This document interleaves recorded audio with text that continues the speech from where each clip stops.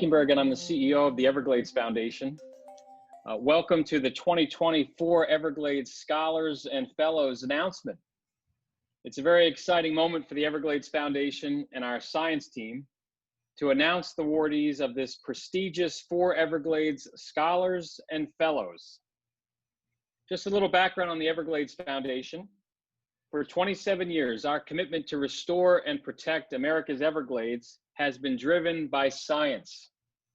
We bring solid science and policy experts together to provide a voice for Everglades restoration at the local, state, and national levels. This has positioned us to be one of the most influential players in the fight to preserve and restore one of the world's most unique wetlands. And we must make sure that knowledge is carried on to you, the next generation of scientists.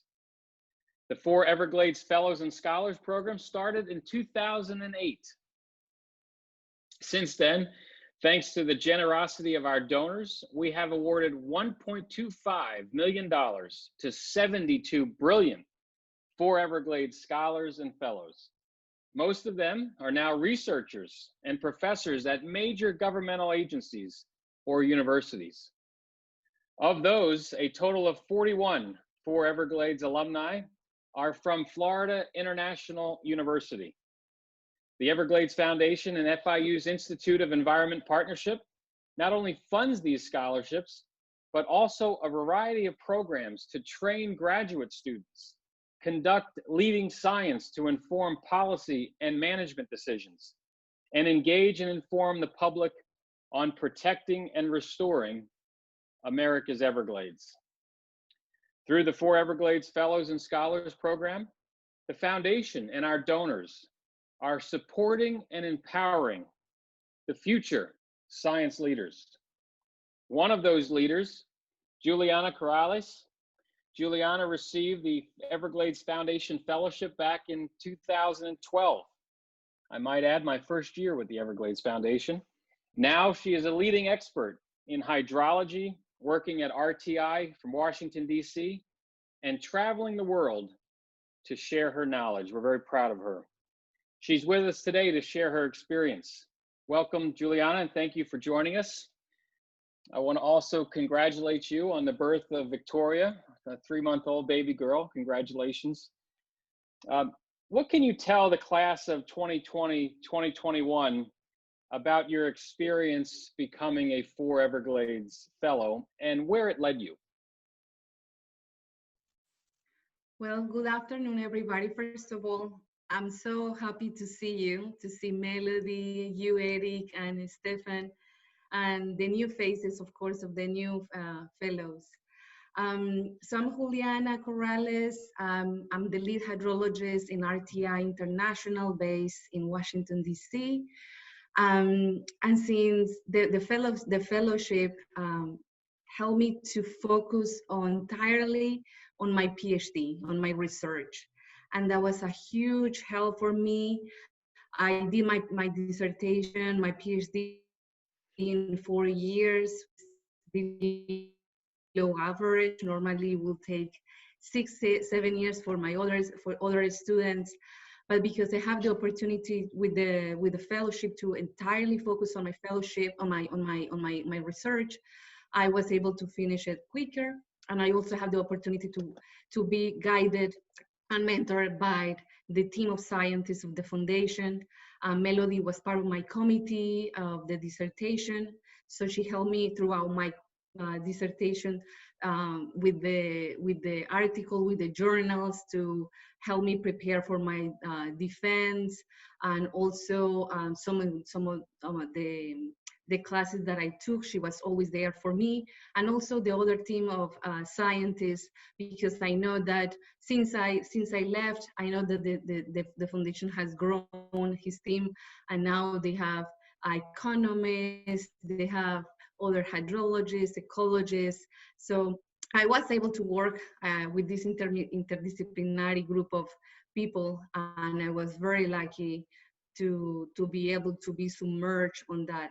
I also was in a unique position because most of the students work or do their the research on campus in an office in the university, but I was able to work in the offices at the foundation. So I was, just across the whole of this team of scientists, and every time they have the open doors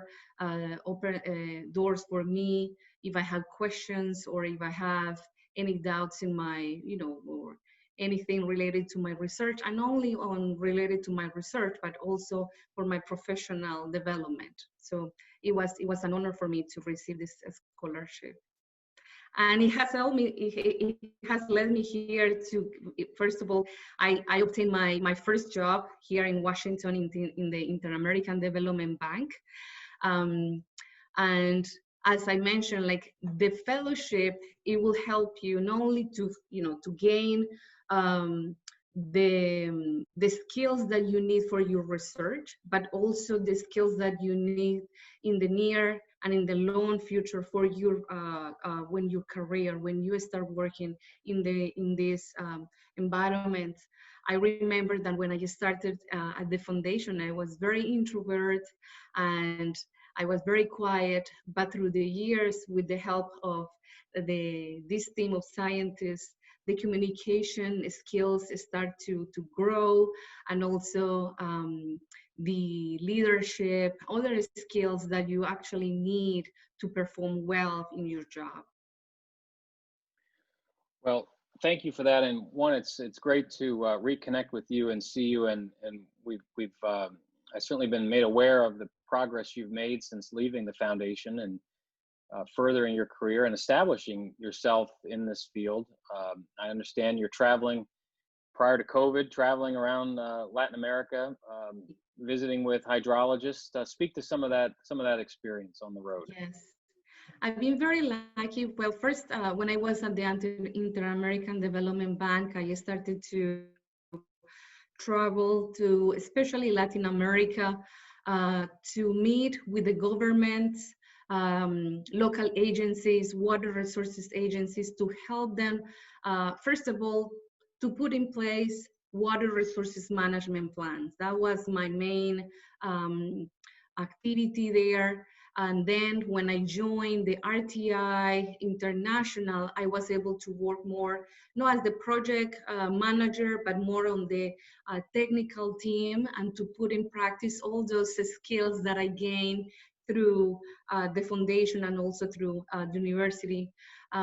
So I work with different institutions such as the World Bank or the Inter-American Development Bank as well, and also the US government to help, for instance, in the government in Honduras or in Colombia or in Chile, to help them manage the water resources for the near and for the future, to better allocate the water when they have competitive users, the industry, the agriculture, or the domestic. They all want water, enough water for everybody. So we help them with the tools, because sometimes they don't have the tools, the technology, they don't know how to use them.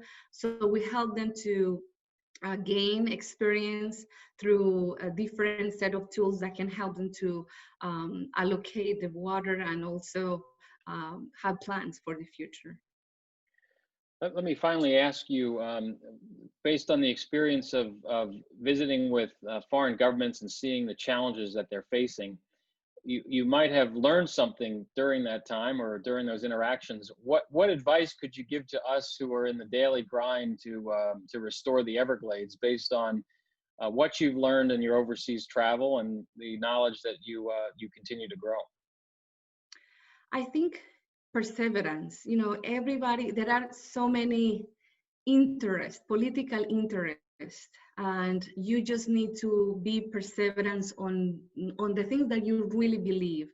If you really believe that, for instance, one of the things that we do is capacity building workshops, because we believe that in the governments, the technical people, they have the power and the tools necessarily to lead and to advise the government, the politicians, to make better decisions. So I will say, like, perseverance on that speech, on that. It may take a while for them to listen to you, but you just need to continue, um, speak to them, educate them, speak of what you really believe, and just advocate in every single space that you can, because politicians, they just, the administrations, they change every 4 years, their agendas change, but you just, if you focus on your speech and the things that you really advocate for, just, continue with the message that, at some point that they will listen to you. No doubt. Well, thank you for those comments and your thoughts. And again, congratulations Thank you. to you, Juliana. Great to visit with you. Thank you. Now it's time to announce this year's ForEverglades Scholars and Fellows. First, Jennifer Bouchineau from the University of Central Florida will be awarded a scholarship of $12,500. Zoran Hu from the University of Alabama will be awarded a scholarship of $12,500. Jonathan Rodeman from Florida International University will be awarded a scholarship of $15,000. Natasha Viderio, from Florida International University will be awarded a scholarship of $10,000. Joy Shin from University of Florida will be awarded a $25,000 scholarship. Ike Owuka from Florida International University will be awarded a scholarship of $25,000. And last but certainly not least, Chloe Vorseth from Florida International University will be awarded a $25,000 scholarship. Congratulations to all of you. I want to acknowledge our chief scientist, Dr. Melody Naja, who has led this program and this vision of instilling support to our scholars and our fellows. Melody, thank you for your tireless effort within this program and establishing it to a leader, making it a leader here within the science community. I also want to acknowledge our Vice President for Communications and our senior ecologist, Dr. Steve Davis. Steve, thank you for joining us as well. And now I want to turn the program over to Dr. Yogesh Kher, the Everglades Foundation's water quality scientist, for a discussion with this year's awardees. Yogesh? Thank you, Eric, for announcing the year 2020 class of ForEverglades Scholars and Fellows. Thank you, Juliana, for sharing your experience and giving us your perspective and advising our students.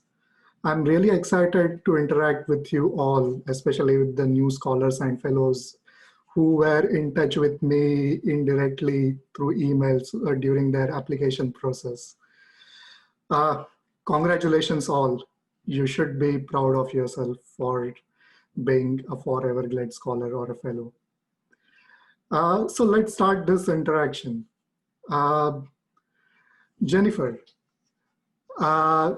in the 13-year history of our program, this is the first time ever that we received an application and actually selected a student from University of Central Florida. Selection panel was highly impressed by your detailed research plan and your proposal in avian ecology. What inspired you to take such an interdisciplinary work?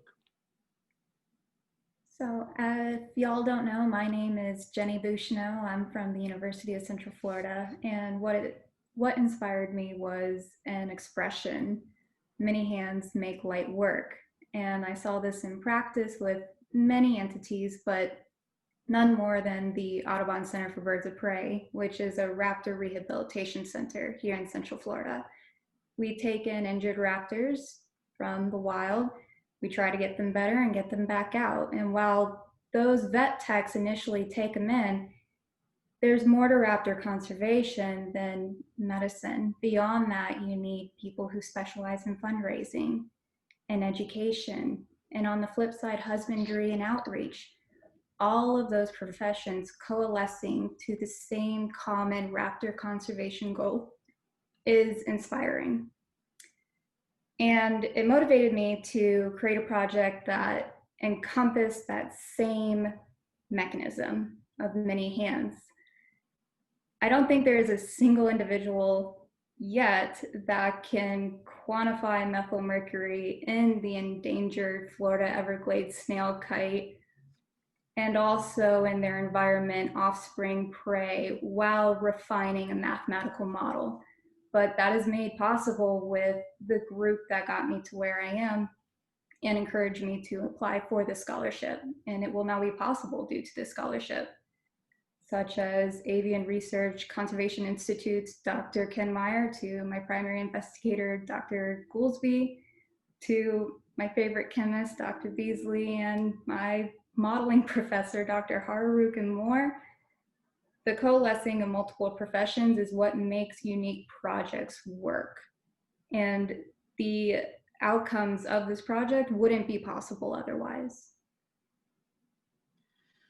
How this scholarship would help you achieve your career goals, and what are they? Yeah, so when I first began my master's, I thought it was going to be my terminal degree. I was 2 years, and then I'm gonna head out of here into the real world. But I realized that everything that I wanted to do wasn't possible in a 2-year degree. And after discussing it with my advisor, Dr. Goolsby, I have officially decided to continue on for my PhD here at UCF. And I am the luckiest girl to start my dissertation work with a crack-banging project like this. And I'm very excited to start on such a strong footing thanks to this scholarship. Can you tell us a little bit more about your research topic and why this is so important for Everglades restoration? The Everglades snail kite is an imperiled species only found here in Florida. They are an endangered species and one of our most prominently known birds in America. Birders from all over flock down here to just catch a glimpse of these beautiful, beautiful raptors. Unfortunately, their numbers are in serious decline as of late due to degradation of the environment from many different sources. One unexplored aspect of this degradation is contaminant influence on the breeding population of the Florida Everglades snail kite. There is evidence of maternal transfer of these deleterious contaminants from mother to egg. What my research is going to focus on is quantifying that. So we're going to get out there, we're going to track these mama birds, follow them back to their nest to take non-lethal sampling of both mom and egg, and we're going to be able to quantify methylmercury in these in both mom and egg and be able to quantify that maternal transfer. And this has not been quantified in over 30 years. And any other analysis that we do has never been quantified in this species yet. It's literature that is in desperate need of an update. Thank you, Jennifer. This is very interesting. Let's move on to Juran. Congratulations. You are the first student from University of Alabama to receive the ForEverglades scholarship. It is fascinating to have a student from outside Florida working on Everglades research. Could you please share your research journey as a woman scientist? And where do you see yourself in next 5 years? Okay, so hi everyone, my name is Joran. I am from the University of Alabama. I'm currently a master's student with Dr. Starr and Dr. Stotthammer. Being a women scientist is kind of a new identity for me because it didn't start until like May last year when I joined the University of Alabama. But my mother is actually a woman scientist too. So I was very familiar with this role and how hard she worked. What I think pushed myself to go on this path is actually my education. My college experience, which is from a women's college called Mount Holyoke College in Massachusetts. So there I met many young women like me who are very interested in science and want to make changes, as well as many professors. So there I learned how to voice out whatever I want to say, and I also to pursue whatever I want to do. And I also learned to support other people who are also a minority in the science research field. And so here in Alabama, after I've been here for 1 year, me and some of my friends here in the biology department, as well as other departments, were actually trying to start a Women in STEM lab in University of Alabama, so we can have more women scientists to join together and talk and support each other. So since I'm now a master's student, I will like to pursue my PhD after that. So hopefully in 5 years, I will be able to become a college professor. That's my final goal.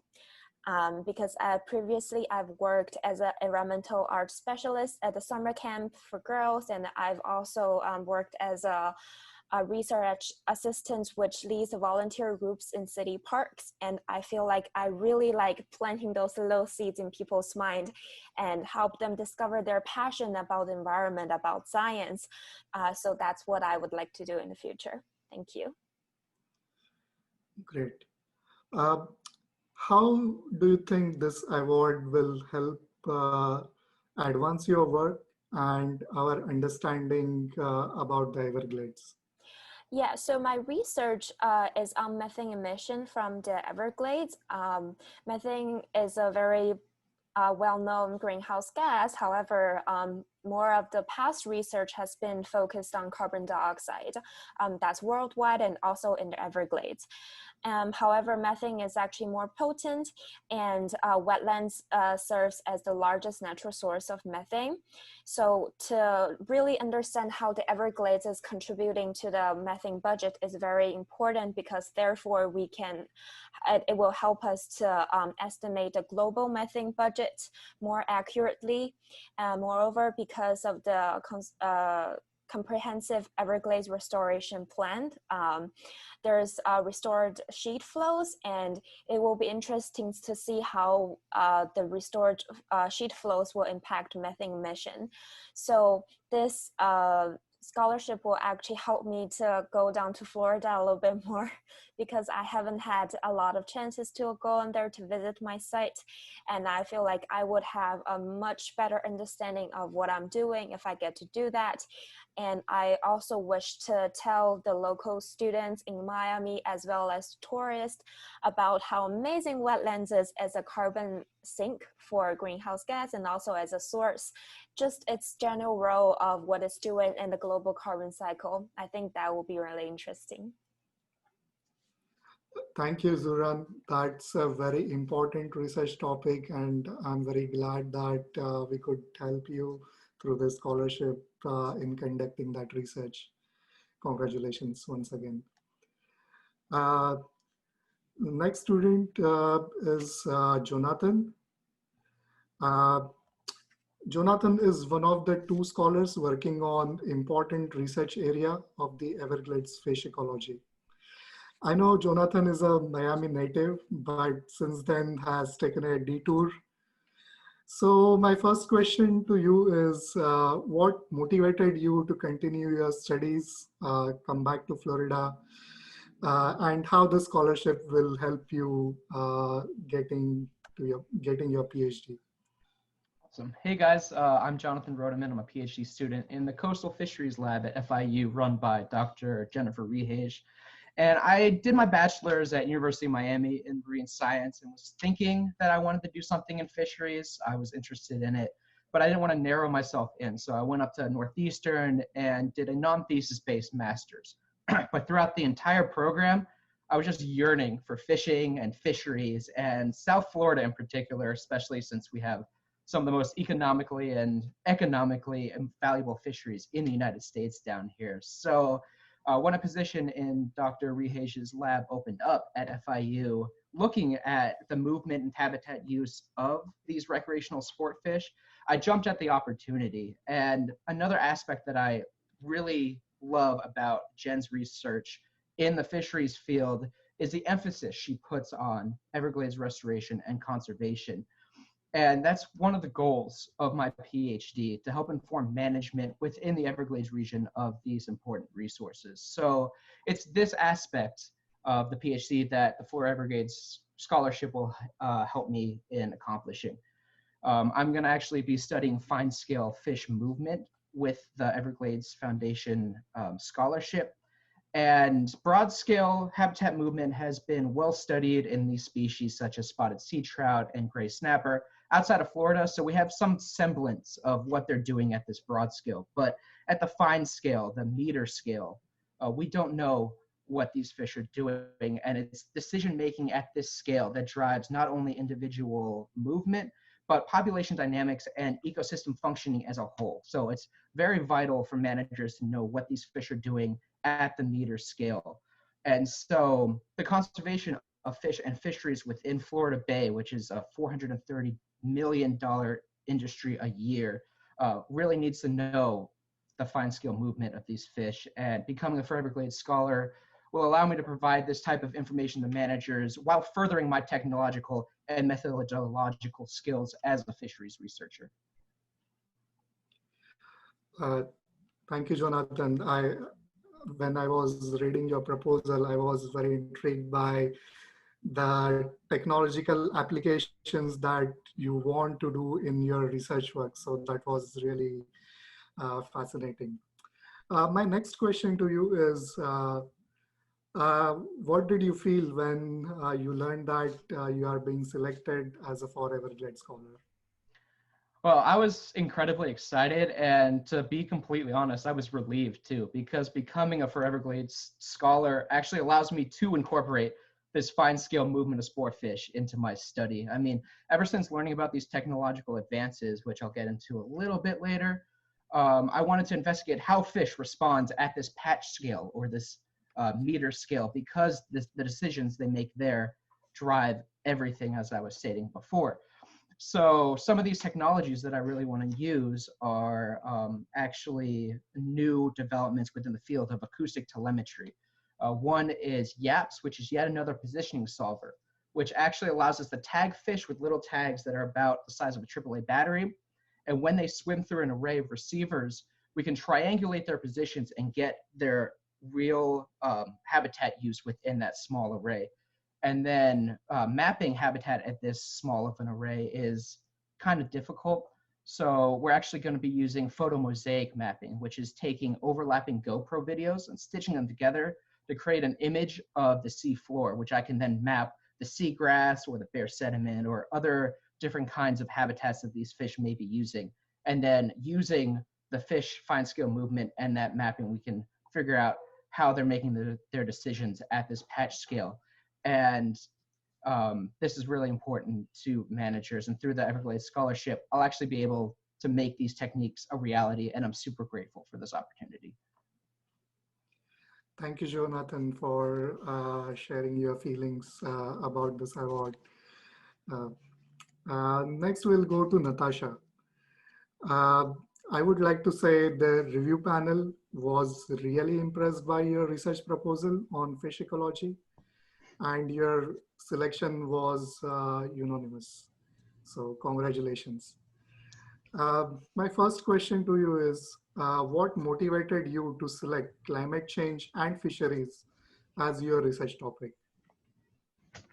Hi, so my name is Natasha Fiodero. I'm also part of Dr. Jennifer Rehage's Coastal Fisheries Lab.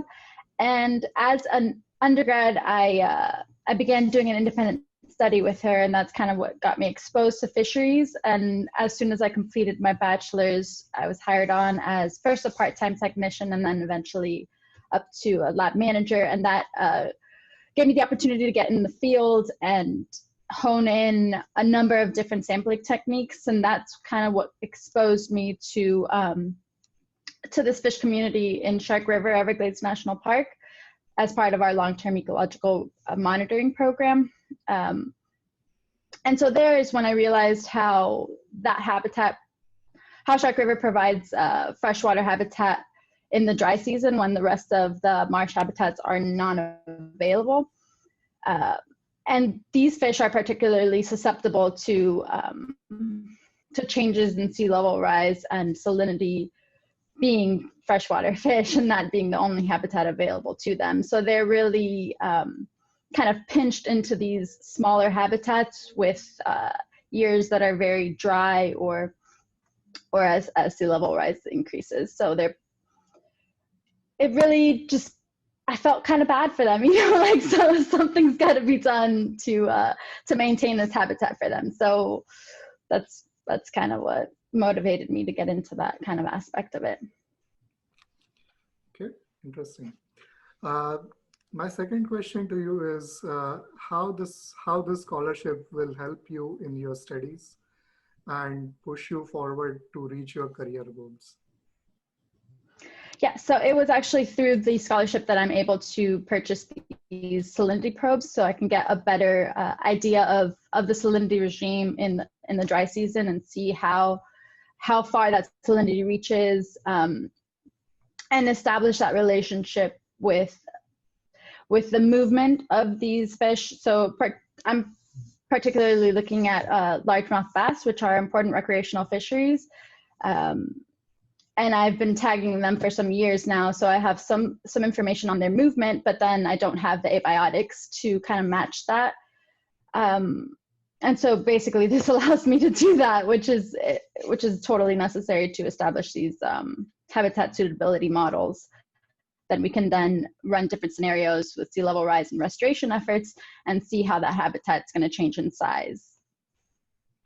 What are your plans after finishing your master's? Like, do you want to go for a PhD, or you want to get a job in government agency, become a professor? Yes. So I'm pretty torn. I'm not entirely sure if I want to join the workforce right away, which is what my initial thought was. But as I kind of dive further into the research, I realized that there's a lot to be done, and 2 years master's is not that much time to do it in. So I'm leaning more and more towards the PhD academic route, but it's still kind of a question at the moment, but okay. Leaning towards that. I'm sure you will figure it out very soon. Thank you. Thank you very much for your answers. Our next scholar is Ike.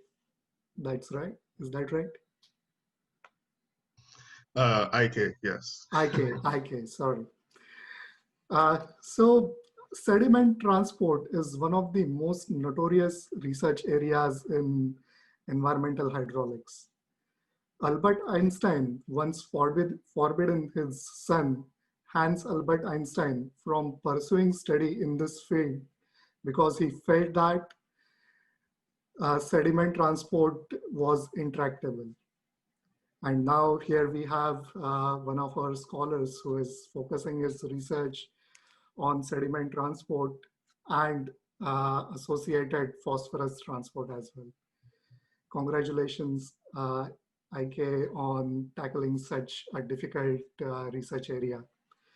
My first question to you is, why this scholarship important for you, and how the award will help you to achieve your career goals?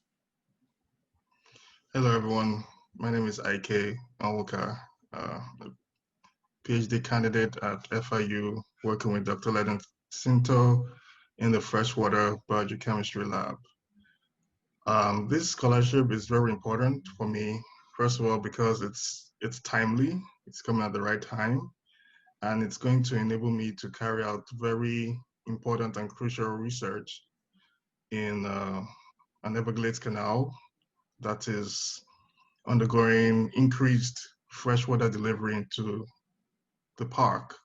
And so I am going to be looking at how this increase in freshwater delivery can affect sediment dynamics, especially for phosphorus. We know that phosphorus is a terrible problem for water, especially in the Everglades, which is originally nutrient poor, but with development, agriculture, there has been a lot of changes that have negatively impacted the Everglades, especially when it comes to sediments. There's a lot of what is called legacy sediments in some of these canals that have built up over time, which can have a high amount of phosphorus. And so it's important as management has started to increase freshwater deliveries into the park, which is a good thing because the park needs more water. We need more fresh water. My research is looking at, okay, how does this impact the sediments that are being exported, as well as the sediments that have accrued in the canal? And what's the implication for phosphorus as well? Because one of the major forms of phosphorus is in particles. Phosphorus is adsorbed to particles. And so my research is going to quantify the relationship between increasing freshwater deliveries and particularly dynamics at this point in time where more water is being pushed into the Everglades. So we can have this great balance of the good side of more freshwater delivery while we minimize the export or the potential export of particles and phosphorus. Thank you, IK, for those thoughtful words.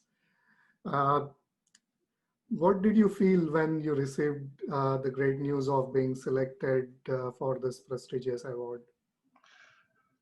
It was a great boost for me, honestly. I was really affirmed, affirmed as a person, first of all, affirmed as a scientist, as a writer. In grad school, it's a journey, and so this is really an affirmation of the research that I want to do and the impact that it has, as well as the significance of it. My research has far wide-reaching applications and is going to be able to advise, managers on how best to manage deliveries, especially canal deliveries into the Everglades, so that we don't have ill consequences otherwise. So this is very important, and I'm just happy that it's just a great affirmation for me, honestly, and I'm thrilled about it. Thank you. Thank you, because your research is very timely and it's definitely going to help environmental managers in Florida. So all the best in your research. I think you are about to finish your PhD sometime soon. So all the best for that. Thank you. The next student is Joy Shin. Joy, many congratulations on being selected as a ForEverglades Fellow for a third year in a row. This is incredible. Congratulations once again. What do you feel about this award and your collaboration with the foundation? Thank you. I'm Sepbyal Joy Shin. I'm third year PhD student studying at the University of Florida. I feel honored that I've been selected as the recipient of the ForEverglades Fellowship. Also, I'm really excited that I get an opportunity to collaborate with the Everglades Foundation's science team. Currently I'm pursuing my career goal of becoming a hydrologist and hydrological modeler.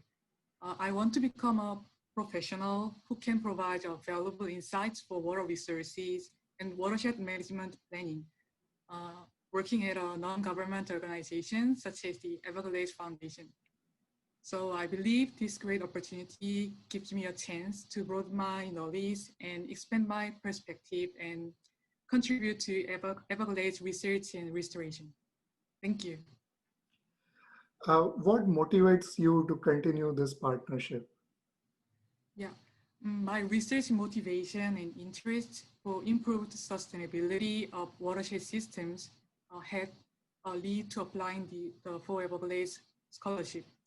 The current water quality issue, especially the harmful algal blooms occurred at Lake Okeechobee and its downstream water bodies, the St. Lucie and the Caloosahatchee River estuaries, has drawn my attention. Although the many multi-agency plans for water quality management have been implemented to solve those water quality issues, but I think the current plans need to consider the future climate change impacts and a more holistic approach, integrating the upstream watershed and the downstream lake system as well. So for the past 2 years, I have been working on evaluating climate change impacts on water quantity and quality in the Northern Everglades, including the Kissimmee River Basin, with the support of the ForEverglades Fellowship. By using watershed learning models, I can identify the critical areas where the sources of water and nutrients loaded to the lake and quantify the pollutant loadings. This year, my topic is to focus on the lake. Lake Okeechobee's internal phosphorus processes using a hydrodynamic model. It is important to understand its internal hydrodynamics and water quality processes of Lake Okeechobee. If we predict the temporal and spatial variations of water quality, such as the sediment, total phosphorus, or chlorophyll A in the lake, the main factors and sources that lead to the algal blooms can be identified. From this study, I will estimate the timing, amount, and distribution of internal loads, which helps explore effective management practices and find the optimal combination of water quality management. Also, I will identify a nonlinear and dynamic relationship between external and internal nutrient loads and quantify the significance of internal processes to improve water quality of the Lake Okeechobee. Thank you, Joy, for explaining us in short what your research is and why it is important, and how this fellowship has been helping you. I'm sure you will continue the good work that you have been doing over the last 2 years. So all the best and congratulations. This brings us to our last student, that is Chloe Warseth. Chloe, congratulations for your award and your collaboration with Everglades Foundation scientists. My first question to you is, can you share your journey as a woman scientist and where do you see yourself in the next 5 years? Hi, it's really good to see everybody. Again, my name is Chloe Vorseth. I am a second year now, well, I'm entering my second year, PhD student at Florida International University. I study under Dr. Mahadev Bhatt, who is an environmental economist, and I am also co-advised by Dr. Andrew Steinbach, who is the economist at the Everglades Foundation. I have been very lucky to research under both of them for my master's and now my PhD, and it's been a really amazing journey so far. But back to your question about being a woman scientist, I can't take the credit for the career that I have right now because I've been inspired by so many women in my life that have led me to where I am right now. My first environmental science teacher in high school was an amazing woman named Miss Sawyer. She taught me about chemicals and the pollutants and human effects on the environment.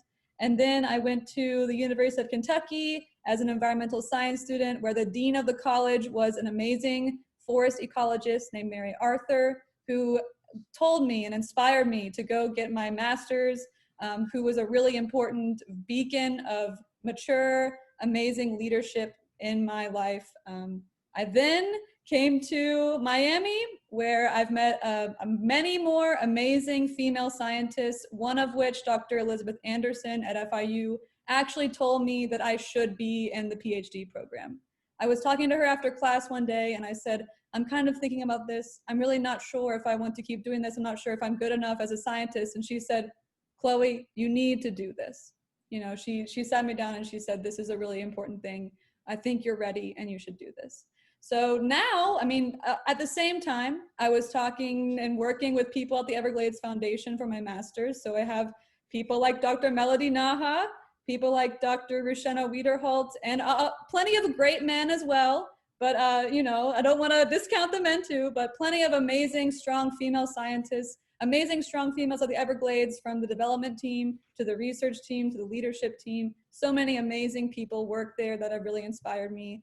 And now, as a PhD student, I am just trying to figure out how I'm going to be the same kind of leader for people in the future, for women in the future, men as well, but probably, hopefully women as well, to inspire them that they are good enough. The imposter syndrome cannot overtake them. They can be great scientists just like everybody else, you know. So that's one of my career goals, is to be a leader for young women, no matter where I end up, whether it's in the university space, the nonprofit space, or the policymaking space. My end goal is to work at an agency. Hopefully, I want to go into decision making and policy making, and I'm hoping that I can pave the way for more females in the future. But thank you to all the ladies here on this call and in my life who are all around the world, you know, around the country, who have helped me and brought me to where I am today. Thank you, Chloe, for sharing your experience and your motivation and your research journey. Can you very briefly explain what your research topic is and why that it's important?